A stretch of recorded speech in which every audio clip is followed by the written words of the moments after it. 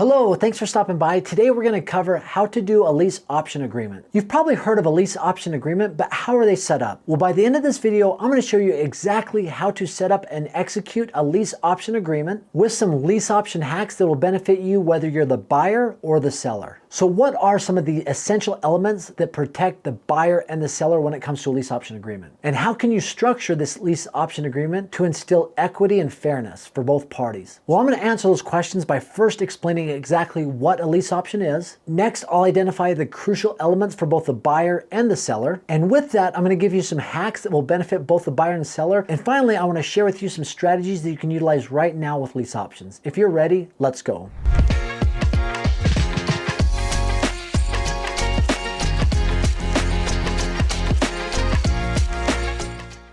Essentially, a lease option agreement is a longer term lease where if you're the seller, it gives you the opportunity or the option to sell a home at a certain price negotiated right now at a certain date in the future and to execute on the sale of that home at that price. Now, if you're the buyer, the same thing, just inverse. You get the option to buy a home at a certain price negotiated right now at a certain date in the future. Now, a lot of people will understand this with a stock option example. Most people have heard of stock options and they say, well, what is a stock option? Really quick, a stock option is this. You can pay some money up front for the option to buy a stock at a certain price at a certain date in the future. So if there's a $20 stock and you believe it's going to go up, you might pay $2 per contract and they come in $100 contracts, so $200 to be able to buy 100 shares of that stock at $20 at 6 months down the road. And let's say that the price of that stock goes to $25, you exercise your option, you can then buy that stock, 100 shares of it at $20 and turn around and sell it the very next day at $25. So the same thing works in a house scenario. You have the option to buy a home at this price today, 2 years, 1 year, 3 years down the road, whatever it might be. That's what a lease option is, otherwise known as a rent to own, because an important element within this strategy is the buyer who is buying the home at a certain price at a certain date down the road is renting the home from the seller.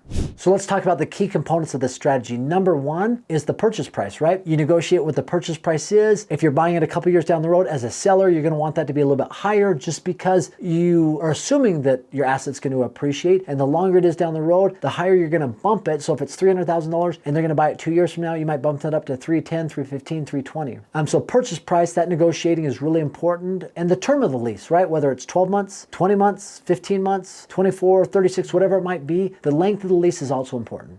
The next component is the option price, right? This is the price you pay upfront if you're the buyer to secure buying that home at said price at a certain date down the road. Now, that option price is typically between 2 and 7% of the overall purchase price. So if you're looking at a $500,000 home, if it's 2%, you're paying $10,000. If it's 7%, you're paying $35,000. Now, there's no guaranteed rule of what that has to be. It could be much less than 2%. It could be much higher than 7%. But the key interesting note is whatever the option is that the buyer pays to the seller to be able to lock in and have the option to buy that home at a certain date in the future, that total price they paid up front can go towards the down payment. So if somebody's buying a $500,000 home and they've paid $20,000 for that option to buy it at $500,000, that $20,000 will be counted towards their down payment when they execute on the purchase of that home. Another key component in lease options is the monthly rental price, the price you pay every single month to live there. But with lease options, the difference is you negotiate a certain percentage or amount of that monthly payment is going to be counted at the end of the lease towards the down payment. So if you're paying $3,000 a month,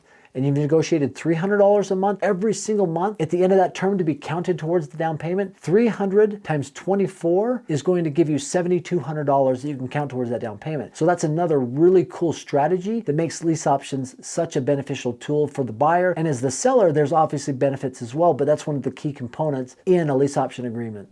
Now, what are a few hacks for each side that could benefit them? Well, if you're the seller, obviously, if you are going to be selling this home down the road, one negotiating tool that you can use is, listen, this home's appreciating and it has appreciated, but if I'm going to allow you to buy it 24 or 36 months down the road, I've got it listed at this price. I can't give it at that price because 2 or 3 years from now, the market could be a lot more. And we haven't seen very many homes go down in this market. So I need to raise the price here. So that's one hack you can do, is utilizing that future value of the home right now in order to get a higher price than you would if you were to sell it right now. Another hack is to be able to increase that option price, right? I mean, one negotiating tactic is saying, listen, whatever you pay right now is going to be counted towards the down payment. If you pay me $20,000 or $30,000 right now, it's not that big of a deal because it's going to be counted towards the down payment. If they do not execute and buy that home, you keep all that money. So the higher you get that as a seller, the better off that is for you. And that's a little hack that could benefit you in the long run on the strategy of utilizing lease options. One other thing that I would recommend if you are a seller in a lease option deal is just like a traditional rental agreement, trying to get first and last month's rent. Now, I know that seems like a moot point with them giving you an option to buy the home, but I would still consider that and I would still negotiate. Listen, this is still a rental agreement, right? When it's all said and done, you're renting the home from me. If you don't execute, I've got to treat it like a rental agreement, so I need first and last month's payment. And that option payment could be looked at as a deposit in a traditional rental agreement. So that's another hack that could benefit you as a seller.